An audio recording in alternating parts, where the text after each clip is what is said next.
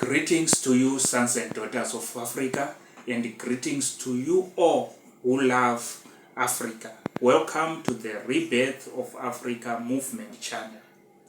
I will start by reading a scripture from the book of Isaiah chapter 60 verse 1.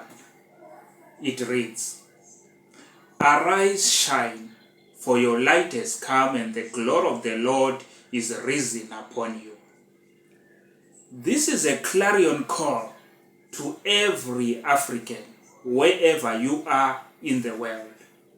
A call not to comfort, but to consciousness. A call not to noise, but to awakening. It is a prophetic sermon, like the voice of Isaiah of ancient times, calling a people to arise, to reposition themselves and to align with the glory of God that seeks expression through them. Africa, for too long, has slept under heavy burdens. For centuries, our people have been pushed into psychological, economic, and spiritual slumber. The time has come to wake up. The time has come for us to step into the destiny ordained by God. The time has come to change the story. For generations, Africans have been treated as lesser beings, second-class citizens. Our history was distorted, our dignity assaulted, our confidence was dismantled. Yet Africa was never designed to be a beggar. Africa is rich, with a lot of minerals in her belly, be it diamonds, gold, platinum, oil, name whatever you can name. But the children of Africa are beggars, are suffering. Africa was never destined to be a supplier of wealth to others while her children are starving. This continent is richly clothed with mineral wealth, fertile soil, powerful rivers, vast oceans, and a young and energetic population, that is manpower. Africa is naturally positioned for greatness. It is therefore a moral tragedy that millions of Africans are living in poverty, hunger, and hopelessness in a land that is flowing with abundance. It is a crime that, as I'm speaking now, some children of Africa do not have food to eat on their table. They do not have a shelter over their heads. It is a shame. It is a crime. It is a sin. It is an abomination. Africa has also become a theater of unnecessary wars, wars that enrich outsiders while burying African sons and daughters. These conflicts are often sustained by foreign interests and enabled by greedy leaders who betray their own people for power and profit.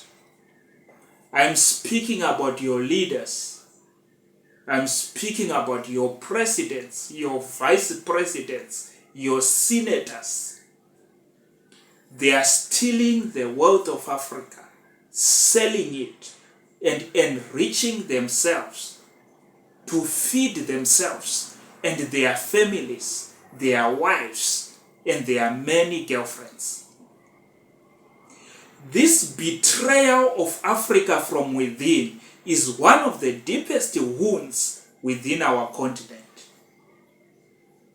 Our education systems must also be seriously re-examined. Africa has produced many intelligent men and women, People who speak global languages, wear expensive clothes, and drive impressive cars. Yet too often we have failed to build systems that solve African problems. The European systems which we inherited are not enough to sustain us. We have celebrated certificates, diplomas, degrees, while poverty continues to grow. An education system that produces large numbers of unemployed and hopeless graduates is not succeeding. We don't call that success. It is signaling failure.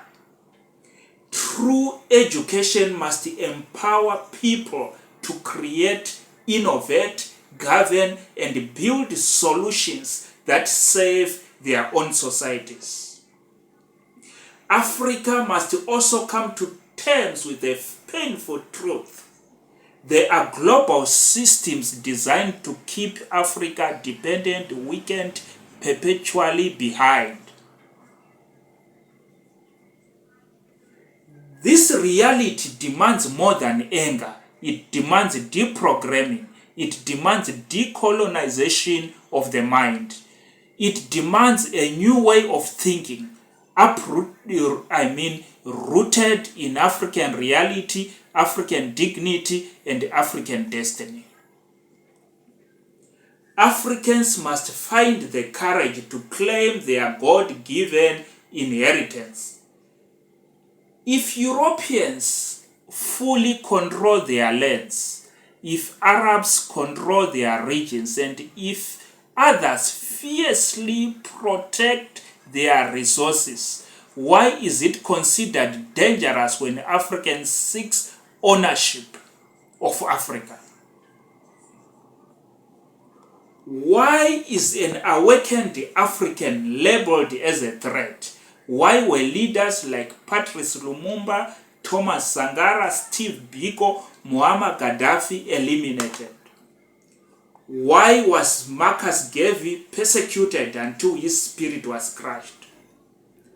Because awakened people cannot be easily controlled.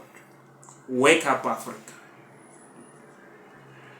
How long shall the voices of truth be silenced while we watch? How long shall Africa's prophets fall while the people remain asleep? We have none but ourselves to free ourselves from mental slavery.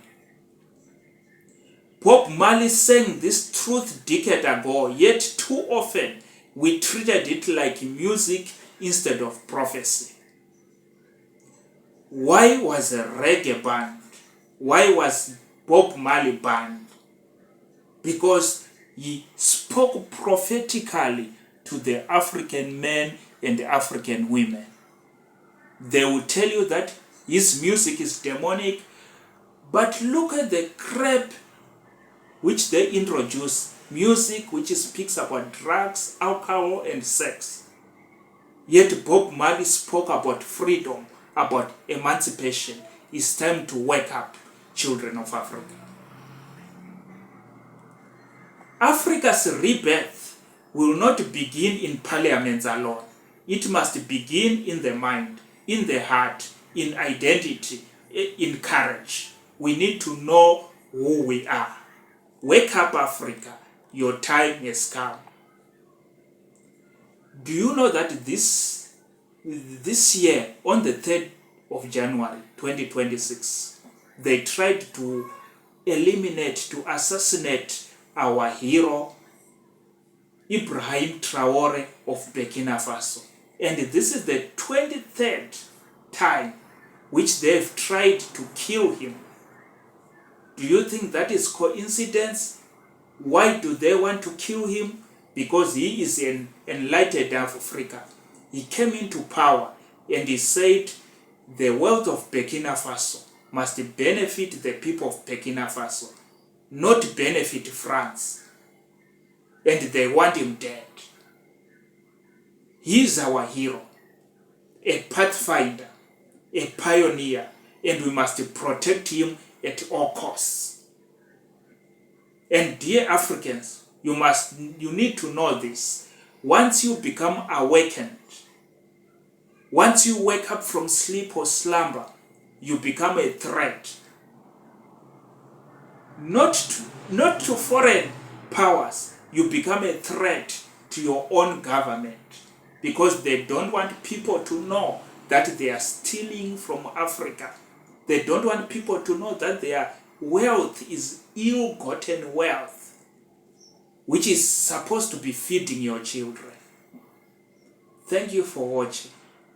Please follow the link, the YouTube link in the comment box, and follow us on YouTube. Thank you very much. This is the time for the rebirth of Africa. Thank you.